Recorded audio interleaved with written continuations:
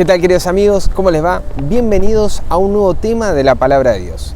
En este caso vamos a estar estudiando el libro de Gálatas y tratando de responder con la Palabra de Dios de qué ley habla el apóstol Pablo en el libro de Gálatas. Así que los invito a buscar en sus Biblias el libro de Gálatas, capítulo 3, y vamos a empezar a leer desde allí. En el libro de Gálatas, en el capítulo 3, en el verso 17, está el primer punto, la primera pista para poder conocer de qué ley estamos hablando, de qué ley habla el apóstol Pablo. Nos dice: esto pues digo, el pacto previamente ratificado por Dios para con Cristo, la ley que vino 430 años después, no lo abroga para invalidar la promesa. El primer punto es que esta ley vino 430 años después de Abraham, de la promesa. El segundo punto se encuentra un poquito más abajo, en el verso 19. Dice: entonces, ¿para qué sirve la ley? Fue añadida a causa de las transgresiones, hasta que viniese la simiente a quien fue hecha la promesa, y fue ordenada por medio de ángeles en mano de un mediador. Entonces, ¿para qué vino la ley? Fue añadida por causa de las transgresiones y ordenada por ángeles en mano de un mediador. El tercer punto se encuentra en Gálatas 3:21 y nos dice: luego la ley es contraria a las promesas de Dios en ninguna manera, porque si la ley dada pudiera vivificar, la justicia fuera verdaderamente por la ley. ¿De qué ley nos estará hablando? Bueno, en este caso nos dice que esta ley no es contraria a las promesas de Dios. Leyendo los pasajes que van del 23 al 25 nos dice: pero antes de que viniese la fe, estábamos confinados bajo la ley, encerrados para aquella fe que iba a ser revelada. De manera que la ley ha sido nuestro ayo para llevarnos a Cristo, a fin de que fuésemos justificados por la fe. Pero venido de la fe, ya no estamos bajo ayo.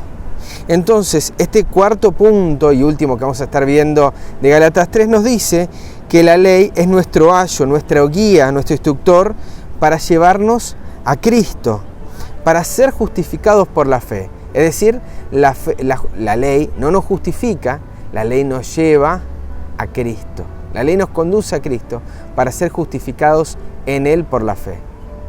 Pues bien, ¿de qué ley nos está hablando el apóstol Pablo?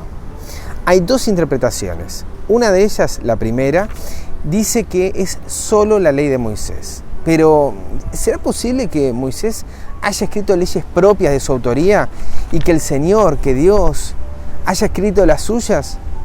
Y la segunda interpretación nos dice que el apóstol Pablo, al hablar de ley, se está refiriendo a toda la ley. Es decir, a los 10 mandamientos, a sus leyes, estatutos, preceptos, es decir, a todo, a todo. ¿Y cuál es la interpretación correcta? Consideremos cada uno de los elementos que se han mencionado hasta aquí y veamos qué dice la Escritura respecto a: ¿será que es solo la ley de Moisés? Veamos si hay una tal distinción en la Escritura, en los escritos del apóstol Pablo particularmente, y veamos también si se puede identificar también a toda la ley. Comencemos por el primero de ellos. Bien, con respecto a la primera interpretación, la de aquellos que dicen que es la ley de Moisés, pero bueno, ya decíamos, ¿cómo es posible que sea la ley de Moisés, que Moisés tenga leyes propias y que el Señor tenga las suyas? Consideremos lo que dice en Éxodo, capítulo 24, en el verso 2, ¿sí? Entonces Jehová le dijo a Moisés: sube a mí al monte y espera allá, y te daré tablas de piedra y la ley y mandamientos que he escrito para enseñarles. ¿Perdón? ¿Quién fue el que escribió esos mandamientos? ¿Quién fue el que se los dio a Moisés? Y no solamente las tablas de piedra, los 10 mandamientos, también la ley y mandamientos que he escrito para enseñarles. ¿Quién fue? Jehová el Señor.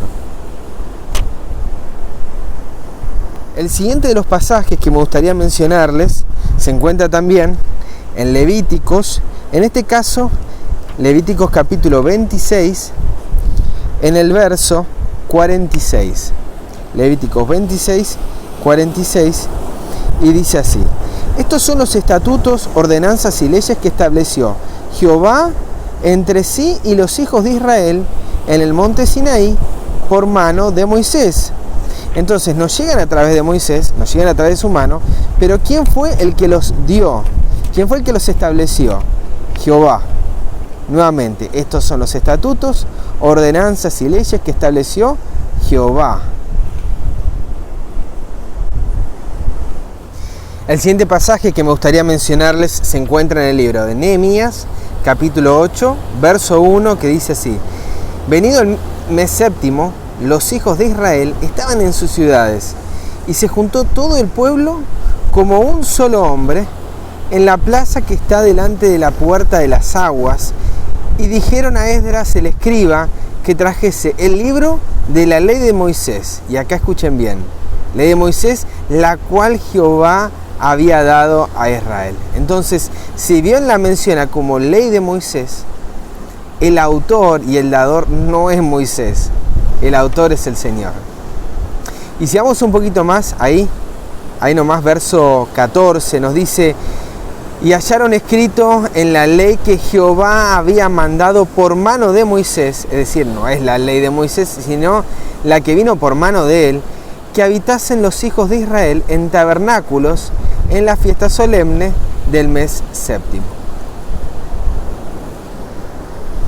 El otro pasaje que se encuentra muy cerquito a ese es Nehemías 9, verso 13 y 14, dice: y sobre el monte de Sinaí descendiste y hablaste con ellos desde el cielo, y les diste juicios rectos, leyes verdaderas, estatutos y mandamientos buenos, y les ordenaste el día de reposo santo para ti, y por mano de Moisés, tu siervo, les prescribiste mandamientos, estatutos y la ley.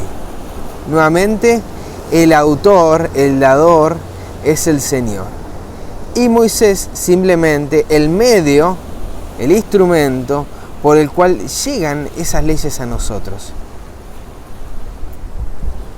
El siguiente pasaje que me gustaría leerles, el último en esta seguidilla para explicar el asunto de la ley de Moisés, se encuentra en 1 Corintios capítulo 9, verso 6 en adelante, que dice: ¿o solo yo y Bernabé no tenemos derecho de no trabajar?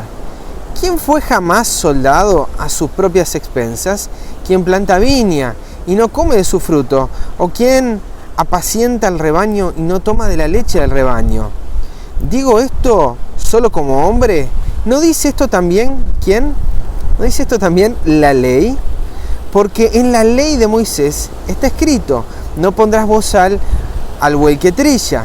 ¿Tiene Dios cuidado de los bueyes? ¿O lo dice enteramente por nosotros? Pues por nosotros se escribió, porque con esperanza debe arar el que ara, y el que trilla con esperanza de recibir del fruto. Si nosotros sembramos entre vosotros lo espiritual, ¿es gran cosa si segáramos de vosotros lo material? Si otros participaron de este derecho sobre vosotros, ¿cuánto más nosotros? Porque no hemos usado de este derecho, sino que lo soportamos, todo por no tener ningún obstáculo al Evangelio. ¿No sabéis que los que trabajan en las cosas sagradas comen del templo, y los que sirven del altar participan? Así dice, así también ordenó el Señor a los que anuncian el Evangelio que vivan del Evangelio. Y miren qué interesante, porque comienza hablando de la ley de Moisés, y sin hacer distinción y sin hacer diferencia entre una cosa y la otra, la menciona como un asunto vigente, ¿sí? Fíjense, menciona cómo era antiguamente la forma de sostener y la forma de cuidar a los animales y de sostener a los que trabajaban en el templo. Y verso 14, así también ordenó el Señor a los que anuncian. Así también significa de la misma manera, ligando lo que se hacía antiguamente con lo que se hacía en los tiempos de Pablo en la actualidad. Por última, en esta seguidilla explicando la primera interpretación y con este fondo maravilloso de mi ciudad, me gustaría compartir una cita que se encuentra en el libro Patriarcas y Profetas, página 334, y dice: estas instrucciones, hablando de la ley de Moisés, relativas a los deberes del pueblo hacia Dios, a los deberes de unos para con otros y hacia los extranjeros, no eran otra cosa que los principios de los 10 mandamientos ampliados y dados de una manera específica y en forma tal de que ninguno pudiera errar. Tenían por objeto resguardar la santidad de los 10 mandamientos grabados en las tablas de piedra. Ahora sí, vayamos con la segunda interpretación, aquella que dice que la ley mencionada por el apóstol Pablo es toda la ley, es decir, los 10 mandamientos, las leyes, los estatutos, los preceptos.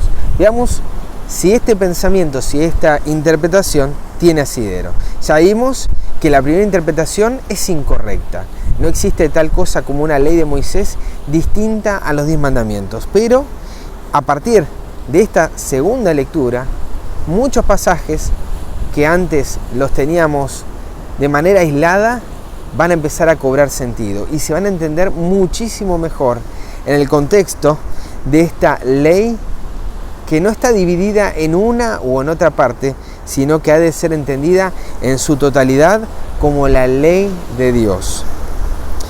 En Romanos capítulo 13, en el verso 8 al 10, nos dice: no debáis a nadie nada, sino el amaros unos a otros, porque el que ama al prójimo ha cumplido la ley, porque, y ahí nos cita, no adulterarás, no matarás, no hurtarás, no dirás falso testimonio, no codiciarás. Y cualquier otro mandamiento en esta sentencia se resume como: amarás a tu prójimo como a ti mismo. El amor no hace mal al prójimo, así que el cumplimiento de la ley es el amor. Vemos acá que cuando el apóstol Pablo define la ley, nos está hablando de los 10 mandamientos. ¿Estamos de acuerdo? E incluso si no lo estuviéramos de acuerdo, en el pasaje 9 nos declara la segunda parte de la ley. Nos declara varios de estos mandamientos que se encuentran en Éxodo 20. Y el punto acá para ligar es el siguiente: ¿cuál es el resumen de toda esta ley? Amarás a tu prójimo como a ti mismo. ¿Lo tienen ahí presente? Bueno, vayamos al siguiente pasaje. El siguiente pasaje que me gustaría mencionarles se encuentra en Gálatas. En Gálatas capítulo 5. Sí, volvemos al libro de Gálatas y volvemos para identificar cuál es esa ley de la que habla el apóstol Pablo en Gálatas. En el capítulo 5, en el verso, por ejemplo, en el 3, nos dice: y otra vez testifico a todo hombre que se circuncida, que está obligado a guardar toda la ley. ¿Sí? De Cristo os desligasteis lo que por la ley os justificáis, de la gracia habéis caído. Es decir, que si uno se circuncida, o sea, si uno cumple una partecita de la ley y piensa que con eso se va a salvar, tiene que guardar toda la ley, ¿sí? Porque ya vimos que por la ley nadie va a ser justificado. La ley es el ayo, es el guía que nos lleva a Cristo. Pero, ¿de qué ley nos habla el apóstol Pablo? Si vamos al versículo, en este caso, verso 13 y verso 14, nos dice: porque vosotros, hermanos, a libertad fuisteis llamados, solamente que no uséis la libertad como ocasión para la carne, sino servíos por amor los unos a los otros. ¿Por qué? Porque toda la ley en esta sola palabra se cumple: amarás a tu prójimo como a ti mismo. Pero para. Si acá estábamos hablando de la circuncisión, de que la circuncisión es aparte de la ley, y habíamos visto que existe la ley de Dios, ¿sí? En Romanos, volvemos ahí al libro de Romanos, capítulo 13, verso 9, que nos habla de los 10 mandamientos, y nuevamente todo eso se resume en amarás a tu prójimo como a ti mismo, verso 9 al final. Pero volvemos a Gálatas capítulo 5 y hablando de la circuncisión nos dice que esa ley se resume de la misma manera: amarás a tu prójimo como a ti mismo. ¿De qué ley entonces nos habla el apóstol Pablo en Gálatas? De la misma ley que en Romanos.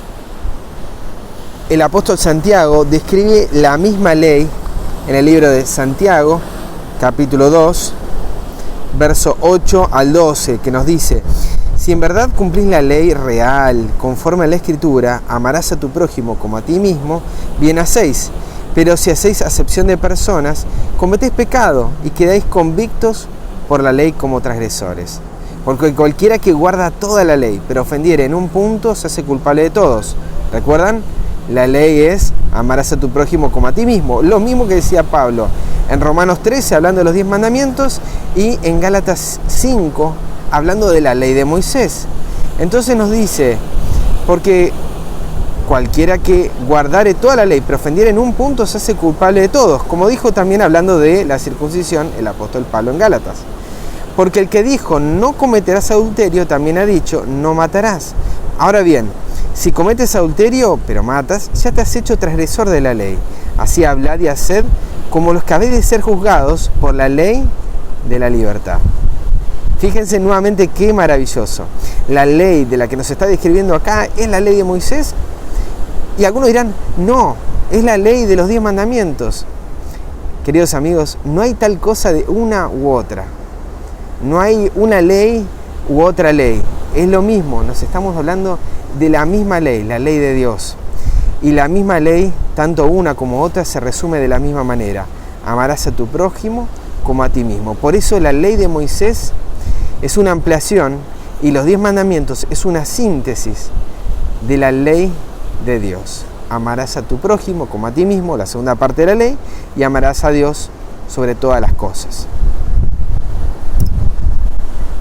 2 perlitas más que no quisiera que se pierdan sobre esta segunda interpretación, que a ciencia cierta es la más correcta. La ley de la que habla el apóstol Pablo es la totalidad de la ley. Mandamientos, leyes, estatutos, preceptos. Y se encuentra en Romanos capítulo 4, en el verso 10, nos dice cómo pues le fue contada, ¿sí?, la justicia, la fe que viene por justicia. ¿Cómo le fue contada a Abraham? ¿Estando en la circuncisión o en la incircuncisión? No a la circuncisión, sino la incircuncisión. Y recibió la circuncisión como señal, como sello de la justicia de la fe que tuvo estando aún incircunciso, para que fuese padre de todos los creyentes no circuncidados, a fin de que también a ellos la fe les sea contada por justicia. Y padre de la circuncisión, para los que no solamente son de la circuncisión, sino que también siguen las pisadas de la fe que tuvo nuestro padre Abraham antes de ser circuncidados. Pero no nos detengamos acá, leamos un poquito más, verso 13. Porque no por la ley fue Abraham o a su descendencia la promesa de que sería heredero del mundo, sino por la justicia de la fe. Porque si los que son de la ley son los de la promesa, vana resulta la fe y anulada la promesa, pues la ley produce ira, pero donde no hay ley, tampoco hay transgresión. Estamos hablando de lo mismo nuevamente, y ustedes ahora van a ver un mundo, cuando empiecen a estudiarlo de esta manera, se les va a abrir una nueva perspectiva al estudiar la Escritura. La circuncisión no fue dada para ser justificados, y dice que no fue la ley dada para ser justificados, sino la promesa. Maravilloso. Y esto, leámoslo a la luz también de lo que dice. Bueno, fíjense, si seguimos leyendo un poquito más, en la siguiente página, en Romanos capítulo 6, vamos a leer lo siguiente en el verso 15. ¿Qué pues? ¿Pecaremos porque no estamos bajo la ley, sino bajo la gracia? En ninguna manera.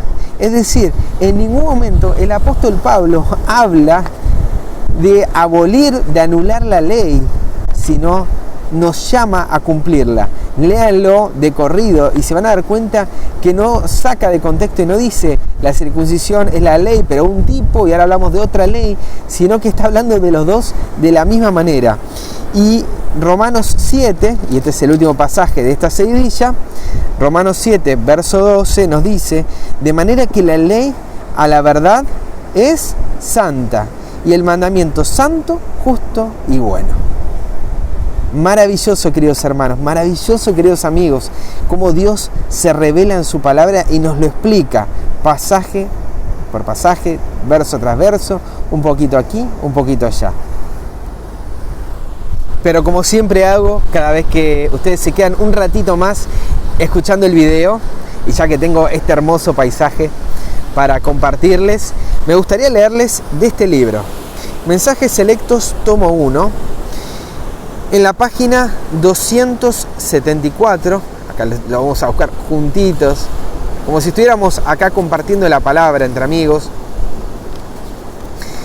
y hablan, mira, la ley en Gálatas, ¿sí? Te recomiendo este capítulo para que vos lo puedas leer por completo. Pero mirá el primer párrafo, ni bien arrancamos. Se me ha preguntado acerca de la ley en Gálatas. ¿Cuál ley es el ayo para llevarnos a Cristo? Contesto: la ceremonial y el código moral de los 10 mandamientos. Tremendo lo que afirma la sierva de Dios. Y si nos vamos un poquito más, ¿sí? En el párrafo que se titula especialmente la ley moral, bueno, ya acá nos adelanta un poco, dice: la ley ha sido nuestro ayo para llevarnos a Cristo, a fin de que fuésemos justificados por la fe. Gálatas 3:24. El Espíritu está hablando especialmente de la ley moral en este texto mediante el apóstol. La ley nos revela el pecado y nos hace sentir nuestra necesidad de Cristo y de acudir a Él en procura de perdón y paz mediante el arrepentimiento ante Dios y la fe en nuestro Señor Jesucristo. Ahora la pregunta es, ¿cuál es el interés? ¿Por qué fue movida la sierva de Dios a presentar esta definición tan clara en este libro, Mensajes Selectos, tomo 1?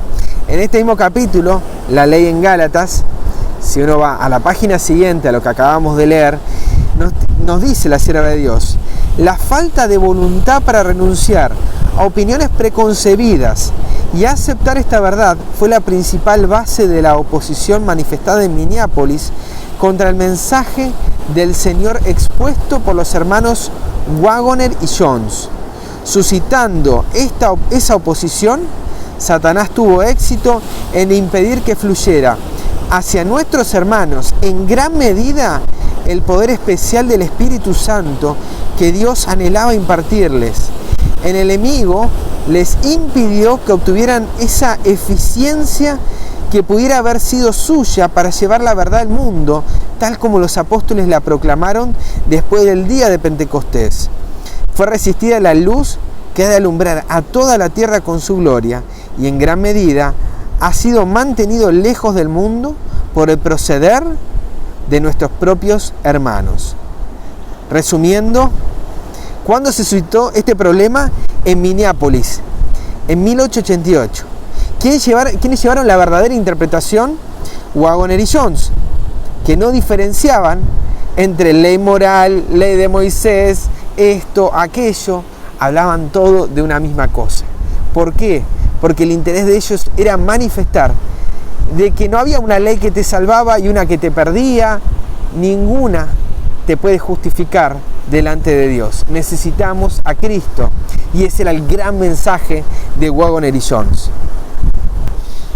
¿Cómo debiéramos considerar la ley de Dios?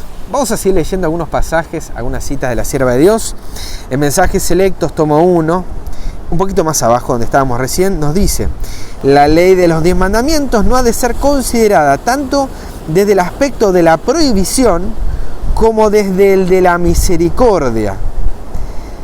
Sus prohibiciones son la segura garantía de felicidad en la obediencia. Y ahora presten atención: al ser recibidas en Cristo, ella obra en nosotros, sí, la ley obra en nosotros la pureza de carácter, no que nosotros guardamos la ley en nosotros, por medio de Cristo, obra para que seamos obedientes. Qué distinta manera de contemplar las cosas de Dios, mis hermanos, al verlos de esta perspectiva. Obra en nosotros la pureza de carácter que nos traerá gozo a través de los siglos eternos. Es una muralla de protección para el obediente. Contemplamos en ella la bondad de Dios, quien, al revelar a los hombres los principios inmutables de justicia, procura escudarlos de los males que provienen de la transgresión. Y ahora, considerándolo desde esta perspectiva, contemplen lo que dice la sierva de Dios. La ley es una expresión del pensamiento de Dios. Cuando la recibimos en Cristo, llega a ser nuestro pensamiento. Nos eleva por encima del poder de los deseos y tendencias naturales, por encima de las tentaciones que llevan al pecado. Mucha paz tienen los que aman tu ley, y no hay para ellos tropiezo. Queridos amigos, que el pensamiento de Dios, que la mente de Dios sea la tuya. Y la única manera es que Cristo more en tu vida. Este es el nuevo pacto, que en Cristo podemos ser obedientes a toda la ley y tendremos paz. Que no nos pase como le ocurrieron a aquellos que se opusieron a Waggoner y Jones.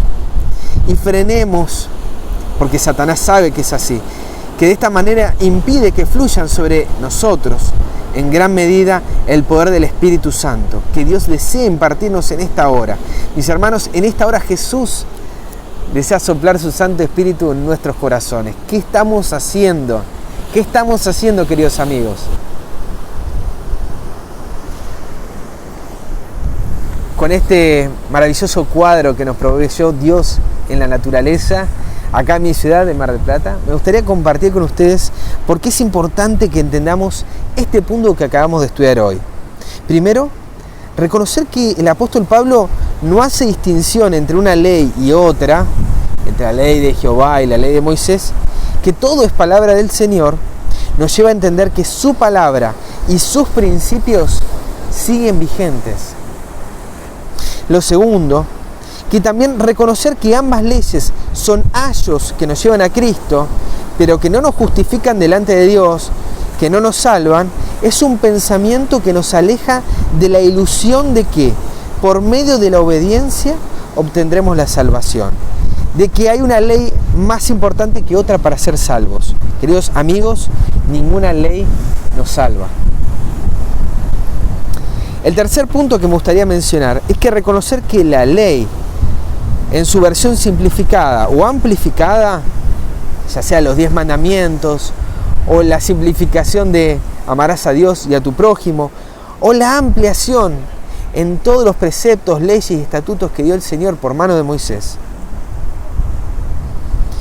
es una expresión del pensamiento de Dios y no es contraria a sus promesas. ¿Cómo es posible que exista una ley simplificada buena y una ley amplificada de esa simplificada que sea mala? ¿Quién ha leído un resumen de un libro que trate otras cosas distintas al libro y que luego nos quedemos con el resumen y no veamos el libro? El cuarto punto que me gustaría que reflexionemos es que la única manera que podemos recibir esta ley es en Cristo. Y es la única manera que puede llegar a ser parte de nuestro pensamiento. El quinto punto de por qué es importante que entendamos este punto es porque en Cristo la ley dejará de ser una prohibición para convertirse en una promesa. Guardaremos sus mandamientos en la medida en que Cristo more en nosotros. Nuestra preocupación hoy debe ser estar en Cristo. Y el sexto punto es que este mensaje es el que ha de alumbrar la tierra con toda su gloria, proclamado con fuerza desde 1888. Desde aquel tiempo se está predicando este mensaje por los pastores Waggoner y Jones y resistido por su contraparte Urias Smith y Butler, pero particularmente por el enemigo de las almas. ¿Por qué? Porque el rechazo a este mensaje impidió el descenso del Espíritu con poder para su generación. Por eso es importante que entendamos hoy la necesidad de encontrarnos en la palabra, no con esta división, sino con que en Cristo podemos ser obedientes a toda la ley. Pero ¿qué haremos, queridos amigos? ¿Qué haremos hoy? ¿Aceptaremos la totalidad de la ley en Cristo, la ley de Dios en Cristo, o seguiremos resistiendo su llamado?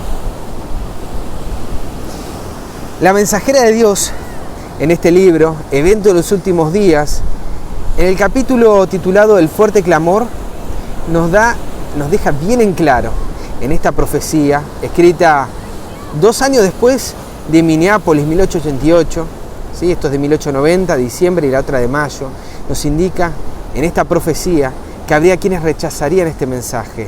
Nos dice: en las iglesias adventistas del séptimo día habrá una manifestación maravillosa del poder de Dios, pero no obrará en favor de aquellos que no se han humillado ante el Señor ni abierto la puerta del corazón mediante la confesión y el arrepentimiento.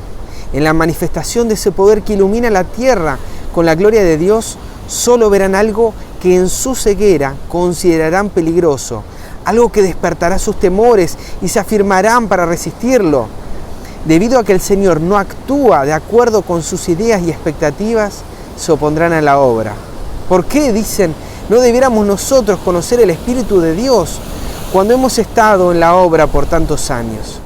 Presten atención, que la sierva de Dios habla en la Reverend Herald, que es el órgano de comunicación que tenía no solamente la Iglesia Adventista en general, sino el pastor Butler y el pastor Urias Smith, aquellos que se opusieron al mensaje de 1888. Es decir, les está hablando directamente a ellos. 1890, 2 años después del 88, y les está diciendo que sobre ellos y sobre toda esa generación, ¿sí? Esa generación que por considerarse mayores, más experimentados, conocedores de cómo Dios se manifiesta, podían no solamente oponerse a la obra, también podían criticar, considerarla peligrosa, despertar sus temores, resistirla. Todo eso ocurre sobre una generación, sobre una clase de personas que dice: nosotros llevamos mucho tiempo en el mensaje. Y también, aun cuando no llevamos la misma cantidad de años que ellos, nos aferramos a lo que han escrito reformadores y gente que ha hablado hace muchísimo tiempo, cómo nosotros debiéramos creer en jóvenes o en inexperimentados o en gente que está hablando cosas que no tuvo el aval de estos grandes hombres. Nos dice que en aquella clase de hombres se manifiesta un mismo patrón: no se han humillado, no abrieron la puerta del corazón mediante la confesión y el arrepentimiento ante el Señor. Porque no es delante de un hombre que Urias y Butler se tenían que humillar, sino delante del Señor. A veces pensamos que esto es una lucha entre hombres, entre ministros, entre siervos de Dios. Y esta es una pelea que lamentablemente se está librando contra el Señor. El mensaje del tercer ángel no será comprendido por aquellos que se niegan a caminar en su gloria creciente, y los tales llamarán una luz falsa a la luz que iluminará la tierra con su gloria. Lamentablemente esto ocurre y seguirá ocurriendo. Aquellos que verán esto en su ceguera lo considerarán peligroso. Grabarán temas, escribirán artículos como hizo Butler en 1886, y esto ya veremos, para hablar en contra de estos pastorcitos de Wagner y Jones. Grabarán videos, temas, para denunciar lo que ellos consideran que es la apostasía. Pero no se dan cuenta, como leímos antes en Mensajes Selectos, tomo 1, que está en la luz que iluminará la tierra con su gloria. Sin embargo, también la sierva de Dios nos dice lo siguiente: que había aquellos, ¿sí?, que aceptarían este mensaje. Muchas almas diseminadas entre las congregaciones religiosas respondieron al llamamiento y salieron presurosas de las iglesias sentenciadas, como Lot salió presuroso de Sodoma antes de la destrucción de esa ciudad. Habrá un ejército de creyentes, dice también, que soportarán tan firmemente como una roca la última prueba. Habrá muchos que saldrán de las filas del mundo, de las diferentes iglesias, aún de la Iglesia Católica, cuyo celo excederá en mucho al de los que han estado hasta ahora en las filas para proclamar la verdad. Queridos amigos, queridas amigas, muchos de los que están predicando en contra de este mensaje lo hacen a sabiendas de que muchos de estas congregaciones no lo van a escuchar ni los van a aceptar jamás. Muchos, teniendo un mensaje circunscripto a lo que se escribió por reformadores o pioneros, se olvidan de estos que sí van a escuchar el mensaje, que sí van a aceptar la voz, el llamado, la amonestación. Pero el Señor no quiere pasarlos por alto, así como no quiso pasar por alto a los líderes de Israel, de la iglesia de Jerusalén. Y el Señor vino a amonestar y a llamarlo primero a ellos, porque el mensaje era primero a esas congregaciones, a esa iglesia, a las ovejas perdidas de la casa de Israel. Sin embargo, si no son fieles al llamado, el Señor irá a otros y ellos despertarán. ¿Qué estamos haciendo hoy con el mensaje que tenemos? ¿Es simplemente para compartirlo en un grupo selecto de hermanos? ¿Es simplemente para compartirlo en aquellos que creen en tal y cual cosa? Nuestro mensaje está sentado en la palabra de Dios, en la Biblia, la norma de fe y práctica, o necesitamos otro libro para afirmar lo que creemos. Multitudes recibirán la fe y se unirán a ejércitos del Señor. Muchos que se han extraviado del redil regresarán para seguir al gran pastor. ¿Aún dónde? No solamente para África, también las tierras católicas de Europa y Sudamérica, en la China y en la India y en las islas de mar y en todos los rincones oscuros de la tierra. Dios tiene en reserva un firmamento escogido que brillará en medio de las tinieblas para demostrar claramente a un mundo apóstata el poder transformador que tiene, ¿qué cosa? La obediencia a la ley. Queridos amigos y queridas amigas, con esto quiero terminar. Ahora mismo se está revelando en toda nación, en toda lengua y pueblo, y en la hora de la más profunda apostasía, cuando se está realizando el supremo esfuerzo de Satanás para que todos, pequeños, grandes, ricos y pobres, libres y esclavos, reciban so pena de muerte la señal de lealtad a un falso día de reposo. Estos fieles y irreprensibles y sencillos hijos de Dios sin culpa resplandecerán como luminarias en el mundo. Querido amigo, este es mi deseo. Y que Dios te bendiga muchísimo, y que podamos aceptar en esta hora el llamado que Dios tiene para nosotros, este nuevo pacto, que Cristo more por la fe en tu corazón. Que Dios te bendiga.